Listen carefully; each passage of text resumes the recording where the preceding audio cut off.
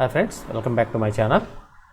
మీరు ఎప్పుడు చేసుకున్న రెస్టారెంట్ స్టైల్లో అదిరిపోయే టేస్ట్తో మష్రూమ్ కర్రీ ఎలా ప్రిపేర్ చేసుకోవాలో చూపిస్తాను. ఇది రైస్లోకి, చపాతీలోకి, రోటీలోకి చాలా చాలా బాగుంటుందండి. వీడియోని స్కిప్ చేయకుండా చివరి వరకు చూడండి.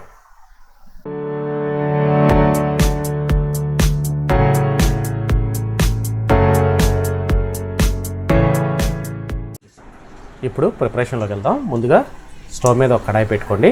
ఆ కడాయిలో ఆయిల్ పోసుకోండి. ఈ ఆయిల్ కూడా వేడెక్కిన తర్వాత జీలకర్ర, చెక్క, లవంగా వేసుకుని ఒక 10 సెకండ్లు దోరగా వేగనివ్వండి. వేగిన తర్వాత ముందుగా కట్ చేసి పెట్టుకున్న ఉల్లిపాయ ముక్కలు, పచ్చిమిరపకాయ ముక్కలు కూడా వేసుకుని ఈ ఉల్లిపాయ చెక్క టెండర్ అయ్యే వరకు మగ్గనివ్వండి. ఈ ఉల్లిపాయలు మగ్గిన తర్వాత అందులో అల్లం వెల్లుల్లి పేస్ట్ యాడ్ చేసుకోండి. ఈ అల్లం వెల్లుల్లి పేస్ట్ కూడా పచ్చివాసన పోయేదాకా వేగనివ్వాలి. ఇప్పుడు ఇందులో మనం ముక్కలుగా కోసుకున్న మష్రూమ్ని యాడ్ చేసుకోండి. ఈ మష్రూమ్ని చక్కగా ఒకసారి కలిపేసుకుని చిన్న మంట మీద మూత పెట్టి ఒక 5 నిమిషాలు మగ్గనివ్వాలన్నమాట. అప్పుడు అందులో ఉన్న వాటర్ అంతా డ్రై అయిపోయి ఆయిల్ పక్క నుంచి మనకి బయటకు వస్తుందన్నమాట. ఈ స్టేజ్లో మనం ఒకసారి చక్కగా కలిపేసుకొని పసుపు, ఉప్పు కూడా వేసుకుని ఒకసారి బాగా కలిపేసుకుని మూత పెట్టేసి మరొక 3 నిమిషాలు చక్కగా మగ్గనివ్వండి.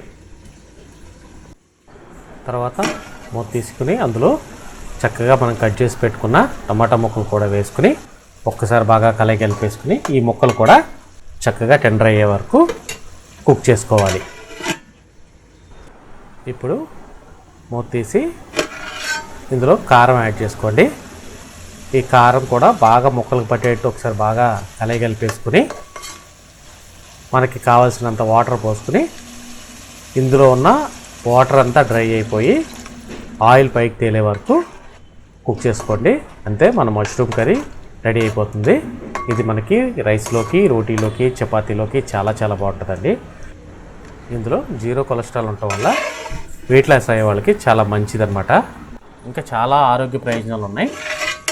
మనకి ఆయిల్ పైకి వచ్చేసిన తర్వాత అందులో కొద్దిగా గరం మసాలా యాడ్ చేసేసుకుని స్టవ్ ఆఫ్ చేసుకోండి.